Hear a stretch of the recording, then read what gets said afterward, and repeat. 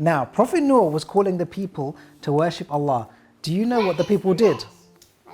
Oh, did they put their finger in it? Excellent. So I'm going to do a test, okay? I want everybody, Abdullah, Abdurrahman, to put your fingers in your ears like this. Does that include me? Yes, you as well.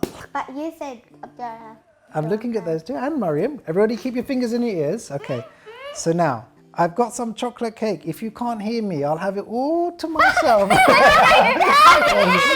You heard? Did you hear? What did I say? You said, I got chicken. I think I'm here.